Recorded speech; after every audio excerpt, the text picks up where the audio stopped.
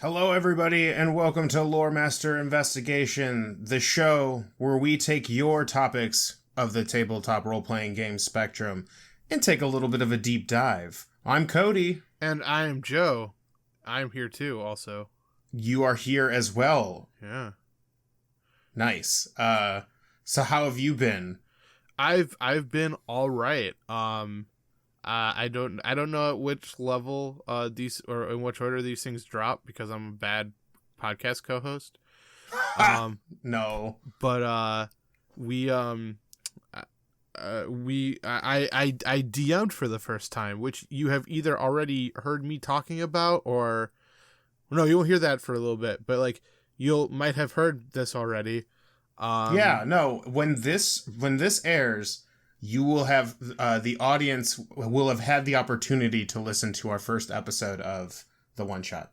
That's exciting. Yeah, so I'm riding high because like it had always been something that I'd always been curious about doing, but like there was like a barrier there. I don't know. Like I would get in my own head a little bit about it, and I did it, and it was a lot of fun. So yeah, how about yourself, Cody? I'm doing all right. I got to play in said one shot, and that was really fun. And I am kind of doing a new kind of startup for another group that I DM for. Cool. We're taking a hiatus of our current campaign, and we're doing a kind of a spy-themed Mission Impossible style campaign, I think. Oh, that sounds like a blast. Yeah, I'm working on the specs for it, but It should be fun. So anyways. Yeah. Let's get right into it. This week, the question that was given to us was, how much backstory should you give a new PC or new player character? Wow, man. I'm just hearing this for the first time. I know, it's not like anything. I know it's all a big shock, and we don't have a script or anything to like kind of help us into these conversations a little bit. All right, I'm just gonna go off the cuff real quick. Oxford's dictionary defines backstory as, but no. I mean, hey, if you don't mind, I can jump in real quick and kind of get things a rolling. Hell yeah! I mean, as a mostly full-time player, I feel like I'd like to hear your opinion first before I give the quote-unquote dungeon master opinion on it. Sure. Well, I'm going to preface this with I used to be a player who like would write just like tomes of backstory for characters. Like I think my one character backstory was like close to 10 pages of backstory. Wow. Like, hold on. When we say 10 pages, are we talking about high school paper 10 pages where it was like 12-point font? Yeah. There was no weird spacing issues within the periods. Like, yeah, I think I double spaced it, but like, okay. It was lengthy.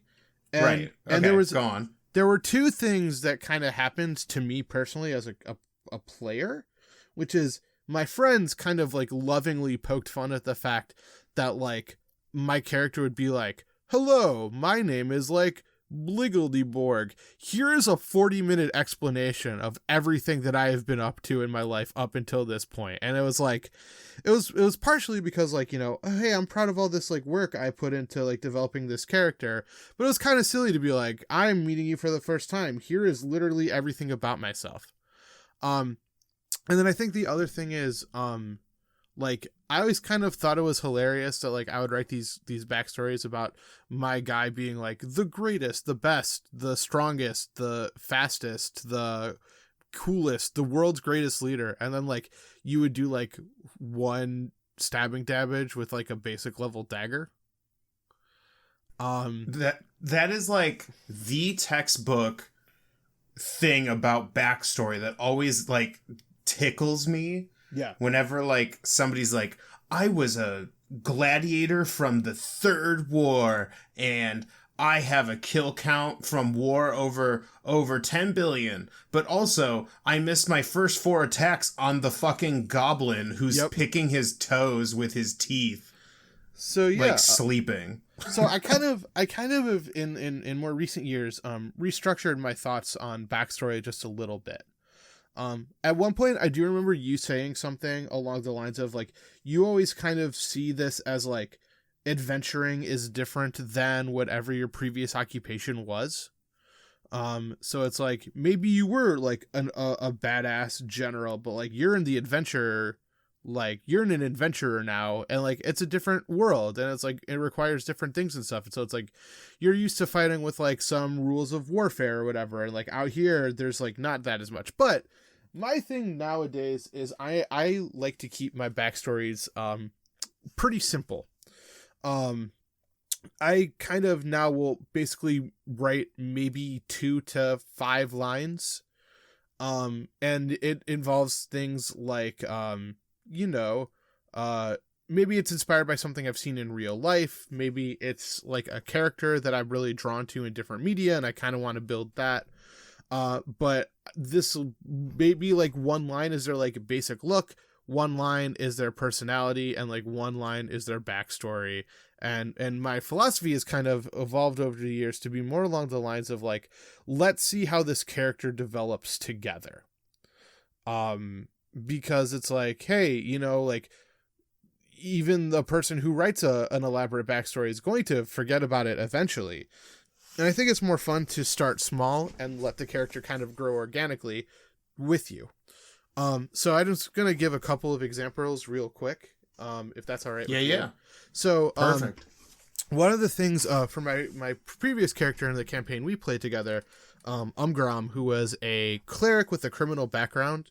I remember, and I've not been able to find the official source of this, but I remember in like a religion book I was reading at one point in my various schooling years, about this like priest who was a former criminal. I believe he was Asian and like a member of the Yakuza. And one of the things that he would do is he would like remove his vestments, and he would just be like covered with sleeve tats, representing various things of his life in like, a criminal organization. And he's used this as sort of this idea of like, like redemption and faith, and like no one's story is ever truly written and things like that. And that was always something that stuck in my head, and I thought that would be kind of an interesting player or an interesting character to play. So like I have written down here my notes that I have written down from when I developed Umgrom in my head close to like 5-ish years ago,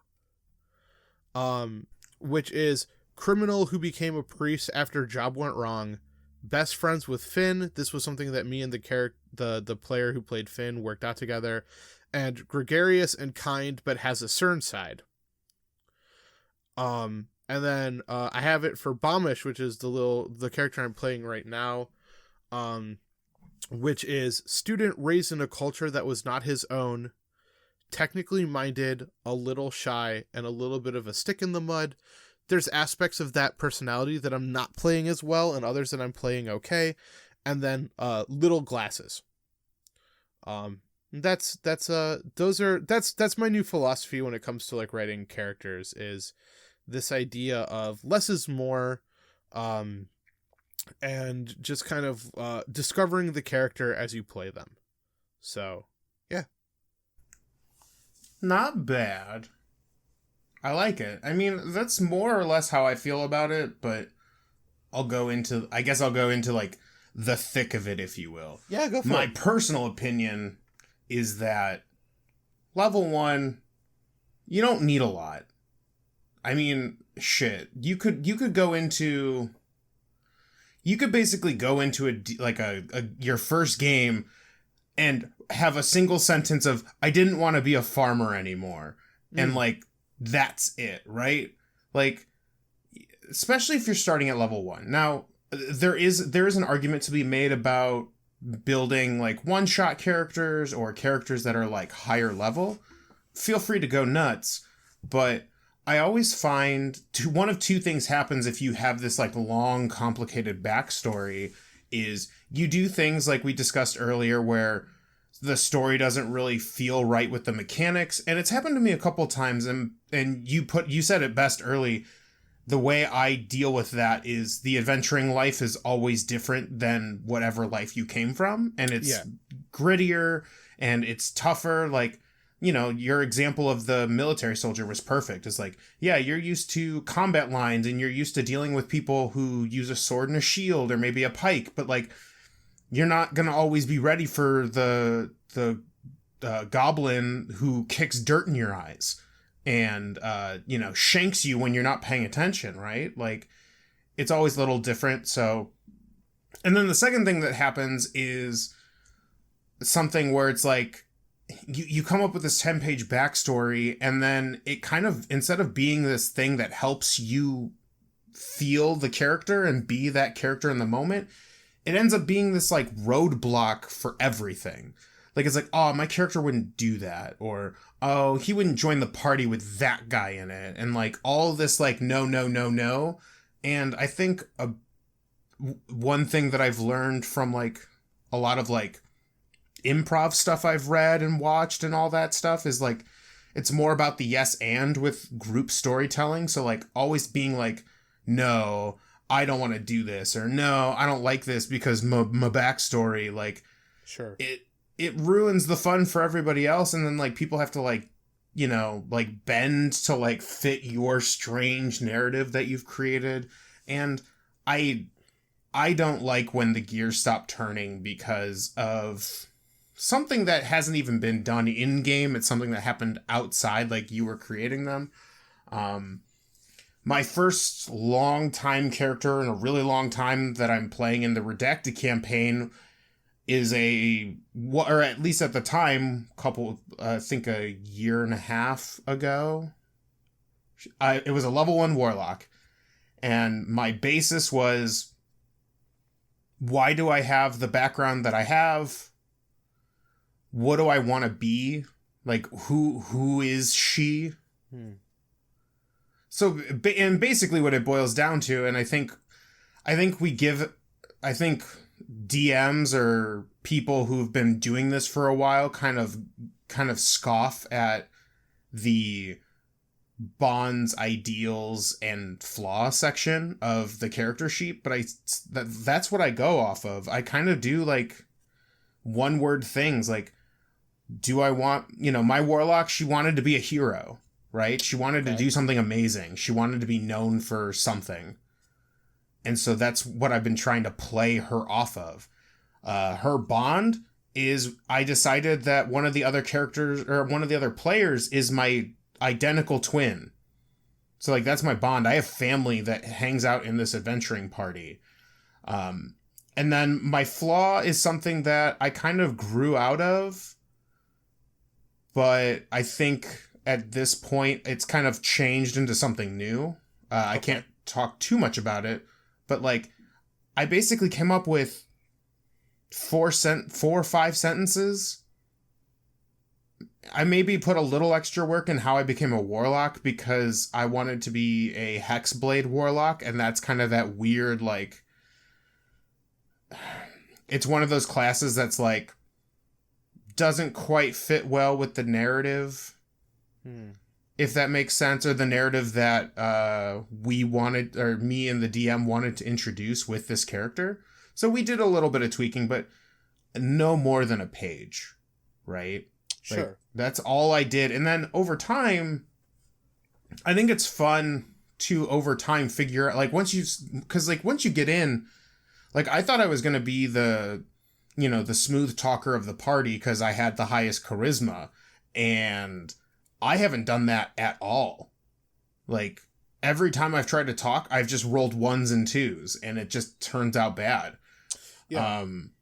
So like, having this whole big backstory of like, oh, I'm the smoothest, beguiling individual on the planet. It's like, that doesn't work when I roll 1s and 2s during conversation. So like, in my past, it was like, yeah, I could talk to people, but like, that was back in my hometown, right? Like, it's not the same as like being an adventurer, going to town, meeting people that I don't know, like, my first impressions suck, I guess. So, yeah, I would keep it short and sweet. I think backstory should help you. It should aid you to be that character that you want to be. It should give you interesting choices. It should give your dungeon master or your game master interesting ways to embed you into the story to make you feel important. And you can't always do that when you create this like perfect like 10-page opera about how amazing you are. Yeah. And like there's nothing, like you're just doing this for haha funsies. And like it doesn't give your game master anywhere to go. Like give yourself a shitty connection with somebody. Like maybe you have a friend who's always like, getting out of bad spots, like you're always having to go in and help them, or, maybe your ideal, it goes against the very nature of the villain's ideal. And then you hate that villain even more because they just stand against everything you fight for. Like, yeah, too much, it becomes a wall. Nothing at all, you're not giving your dungeon master anything to play with. So I usually start with a couple of like, we'll call them creative sentences, something that like could spark something, not something that's definitive or cut and stone, like, cut and dry, something that like, leaves room for your imagination to start playing around. You know what I mean? Yeah, 100%. I mean, yeah. I agree with you so totally about like having the big epic 10-page like my wife and children were murdered in front of my very eyes, and so I swore revenge, and I trained with like the greatest masters of like blade and shield and sword and song for like 30 years to like avenge their death and this and that and the other thing, and go on and on and on and on and on, and then he's dead in like episode 3. That's also another problem too, is like depending on your game, and like granted, this is that you should probably figure out with your dungeon master what kind of game he's running before you do stuff like this. But like a 10-page script, that's like good for like a character is at no point going to die, or if they die, they're going to come back in some magical way.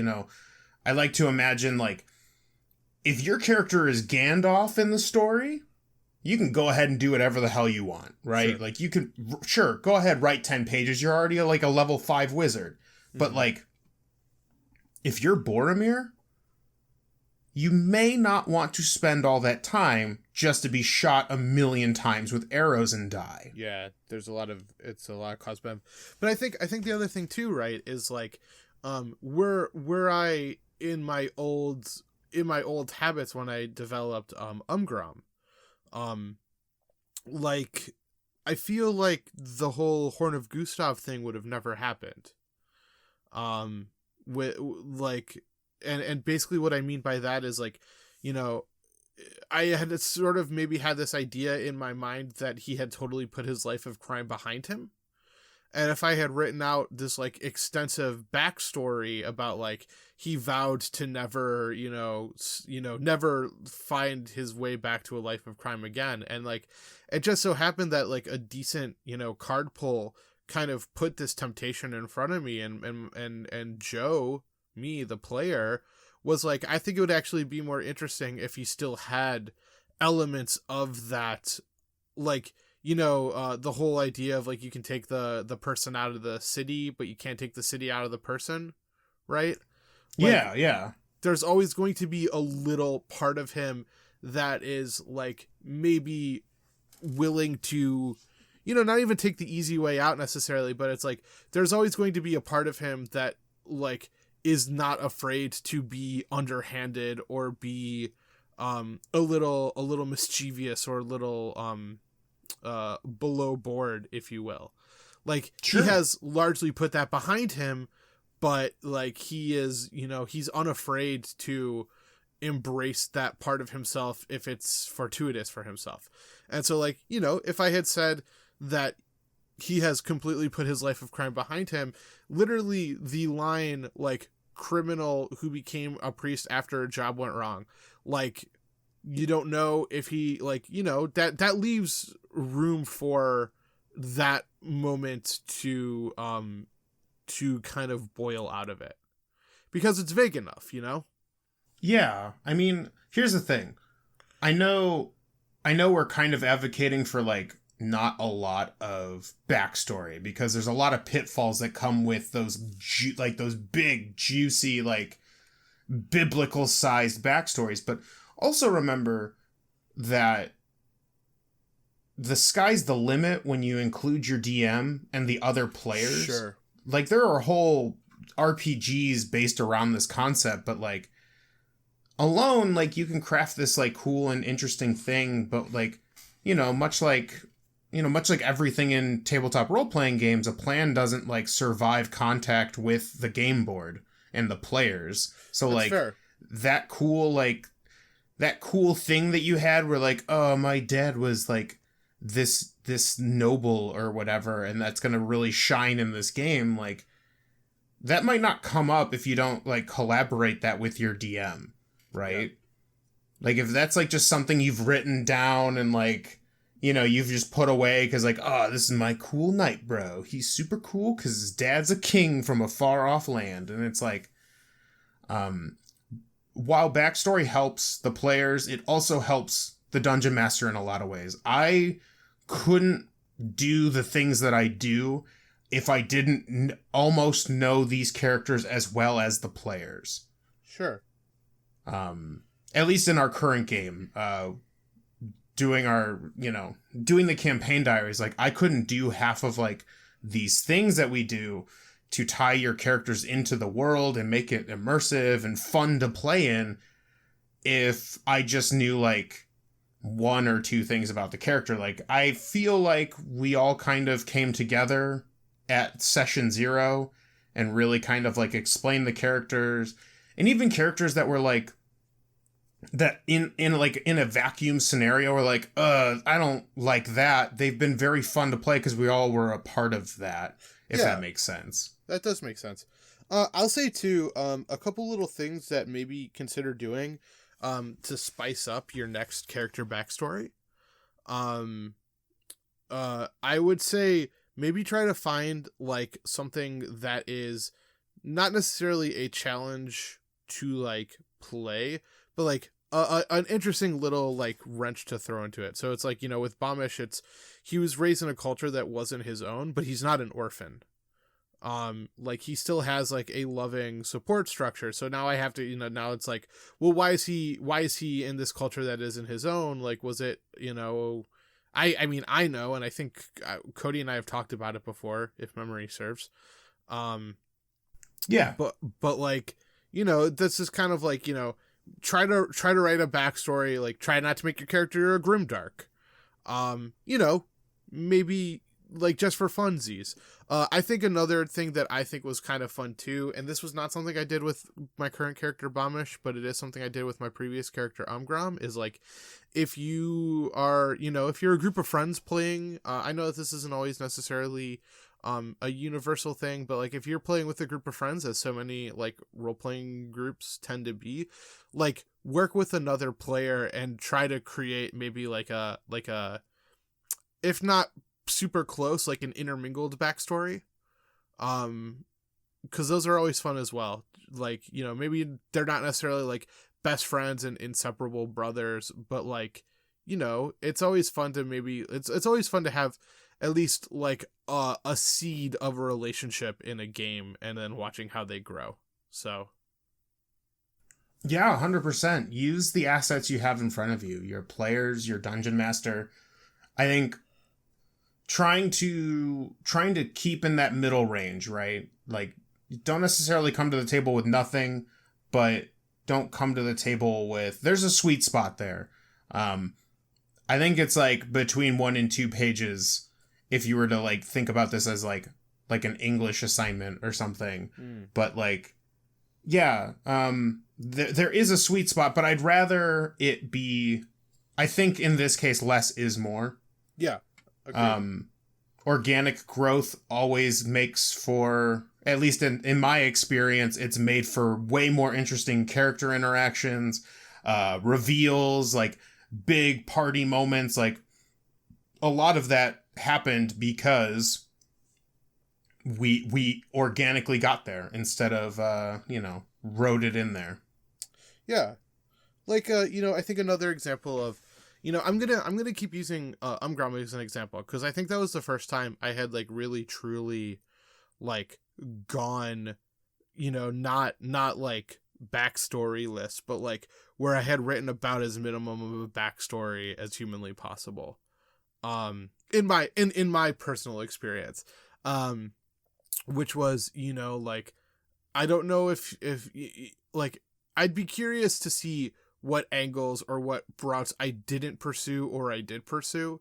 Because, I mean, at the end of the game, at the end of the day, character player is going to play the character.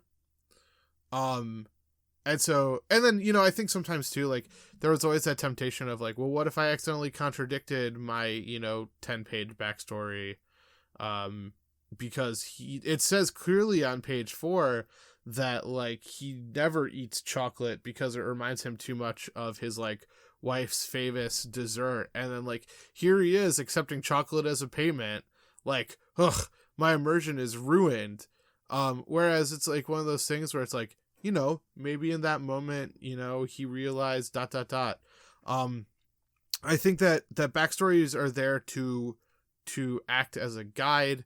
I think that having, like enough, like, like a paragraph or so, it gives you enough seeds to improv interesting moments and character dialogues at the time. So like, once again with Umgram, like me and another character were having a conversation, and I kind of just like weaved like something of an elaborate backstory in that moment, and it was nothing I had prepared or written down or anything like that, but we had already been getting to know each other for like a couple of months at that point, and so it makes more sense in that moment for him to say maybe a little bit more than he had already been saying about himself. But still, like, my biggest Achilles heel with writing a super long, super drawn out, super detailed, super involved backstory was always, I was so proud of it that it was like, hello, my name is, and let me tell you, like, let me read this 10-page script to you.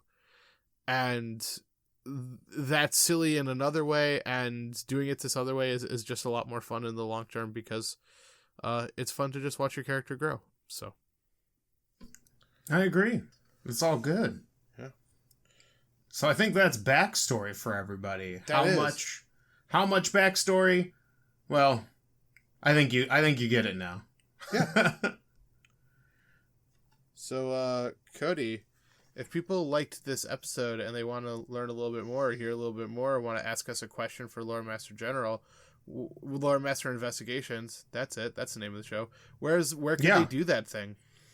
Well, they can do it at the website, the nexus of all of our content, www.fandomroulette.com, where all of our episodes go live when they air. There's also a little area for our bios, and at the very bottom there's a little area where you plug in your internet handle and whatever and you can put whatever LoreMaster investigation topic you want, whether it's about a certain concept or a very specific question that maybe has an open-ended answer. And the sky's the limit, and you can do it at our website. Yeah. And if people want to engage with us on other social media platforms, what are some things that they can do that were there? Well, if they want to get at us on Twitter, they can hit us up at fandomr_podcast. That is our Twitter handle, where we post all sorts of stuff, like when things go live, when we have funny memes, or whatever makes us laugh and whatever's nerdy. That's what we're up to. You also can get at us at Instagram and Facebook under the name Fandom Roulette.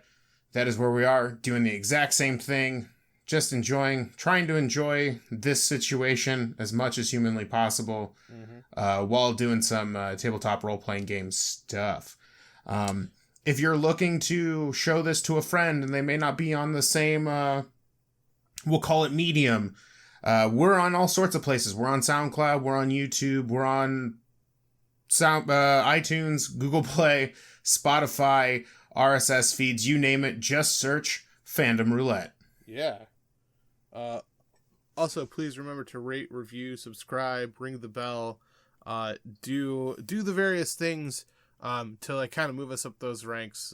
Kind words are always appreciated, and all that stuff. And we're having a lot of fun doing this, and we want others to experience the fun as well. So yeah, and we hope you enjoy the content. We hope you're doing as well as you can. Hope you're staying safe, staying healthy, and we enjoy doing this for you. Yeah, and signing off, closing the book on this episode of LoreMaster's Investigations. This is Joe. And I'm Cody. And as always, stay nerdy. Stay super nerdy.